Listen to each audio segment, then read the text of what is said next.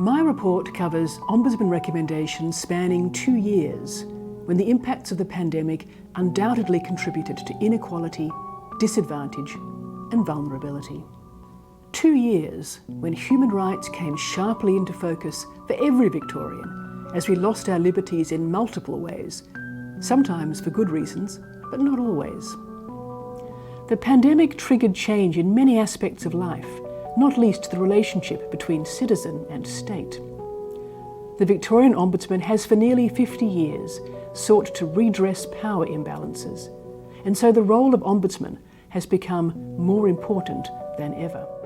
Fines could be overturned and refunded in the latest chapter in a parking scandal. And I'm pleased that all involved have now agreed to set up refund schemes and do the right thing. The refund schemes are open to drivers who have already tried to appeal their fines but have been unsuccessful. To check if you are eligible, head to the council or agency website. 12,000 Victorian businesses missed out on vital COVID support packages during last year's second wave due to technical issues with the state government's business support fund. People who were genuinely eligible for a grant were refused because they made a simple mistake, or were confused by what was indeed a confusing process. The department has accepted all of the recommendations and is undertaking a review of around 12,000 applications.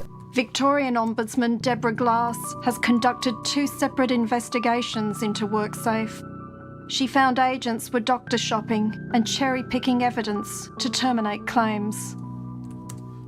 Within my legislation, I can express an opinion that something is unreasonable, unjust, or wrong. What I saw was, in some of those cases, was downright immoral.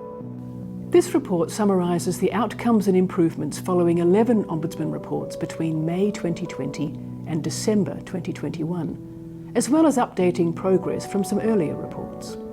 The vast majority of my recommendations are not only accepted, but implemented. They drive systemic change and improvements. They reassure people their government is listening to their grievances. Some of these outcomes are monumental. I commend all the ministers, departments and agencies who have driven these changes in the public interest. Sometimes, however, my recommendations are not accepted.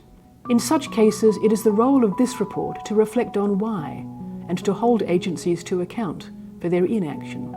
Despite criticising the timing of the lockdown, the Ombudsman did find that it was needed and it did successfully contain the outbreak. In her report, Deborah Glass made 10 recommendations, including for the state government to publicly apologise to the residents for the way they were treated. The report highlighted a lot of inhumane and degrading actions that have been taken by officials. There was no consultation with the community. There was 500 police. It was just over the top, and a lot of people felt like they were treated like they were criminals. It is encouraging that governments are increasingly comfortable apologising for historical wrongs, but it seems difficult for them to acknowledge, let alone apologise, for recent wrongs. While saying sorry may be difficult, if done well, the results are worth all the effort and more. The act of recognition, accompanied by responsibility and regret, can provide comfort and release. It is never too late to do so. I do not make large numbers of recommendations, and I make none of them lightly. I am proud of what they have achieved in collaboration with public sector leaders in pursuit of better administration and ultimately public confidence in government and its services. And I note with regret that trust and confidence are the likely losers when they are, even if rarely, ignored.